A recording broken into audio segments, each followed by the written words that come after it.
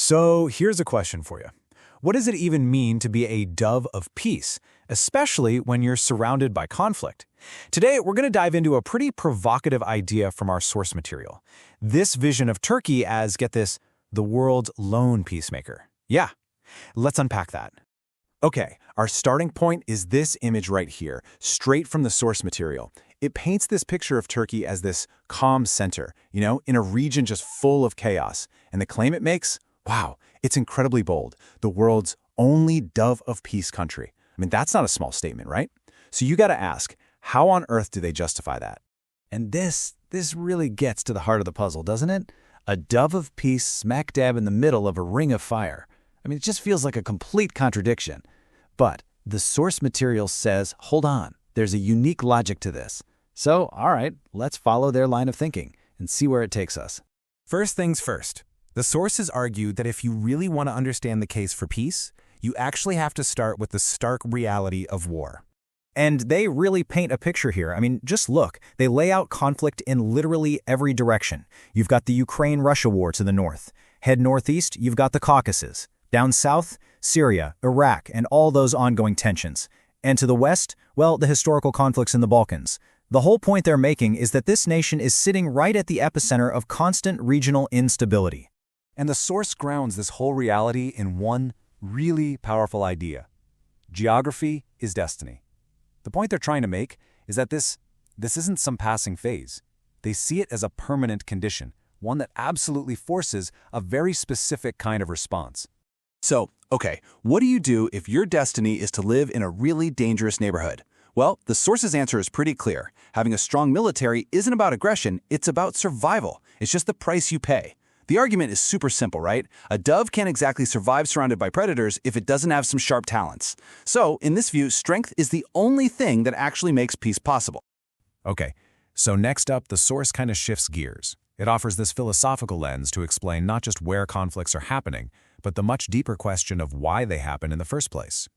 The first key concept they introduce is this idea of fitna, which you can translate as strife. But it's not just about an external battle. Think of it more like a social poison. It's that state where truth gets so tangled up with lies that nobody knows what to believe. People stop trusting each other, and the whole fabric of society just starts to crack from the inside out. So what's the antidote to that social poison, to fitna? Well, according to this framework, it's adalat, or justice. And again, we're not just talking about laws and courtrooms here. The source defines this as something much bigger, like the fundamental force that holds everything, society, maybe even the entire cosmos, in perfect balance. Now, here's where it gets really interesting. The source actually splits this idea of justice in two. On one hand, you have absolute justice. That's the pure, untouchable ideal where even one single innocent person's rights are sacred. But then on the other hand, you have relative justice. And that's the messy reality of politics, right? It's about choosing the lesser of two evils to get to the greater good. And the source is careful to stress that the goal is always absolute justice, even when the real world forces you to make tough compromises. And all of this finally leads us to savage, or war. Now, according to this whole framework, war is never the goal. It's not something you want. It's what happens when justice completely fails. It's seen as the absolute last resort, a very limited and legitimate action you only take to defend yourself or to stop some kind of terrible oppression. And this slide here, it just lays out that whole chain of events perfectly. According to the source, this is how it all goes down. Step 1, fitna rises, and truth gets all blurry. That directly leads to step 2, adalat collapses, and that social balance is lost. The final and what they call inevitable result? Step 3, war. It's presented as this direct, almost cause and effect path. Okay, so if that's the diagnosis for what causes conflict, then what's the cure? Where does this whole peace spirit idea supposedly come from? Well, the source argues it's deeply rooted in both history and ideology. The source really points to 4 key pillars holding this peace spirit up.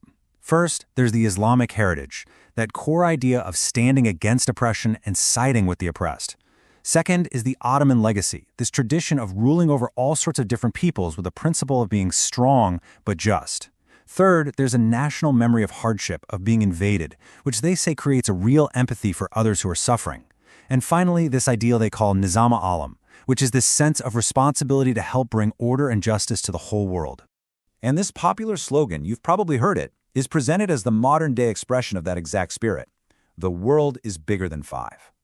That five, of course, is talking about the 5 permanent members of the UN Security Council. It's a direct challenge, really, to the whole idea that just a handful of powerful nations should get to decide the fate of the entire world.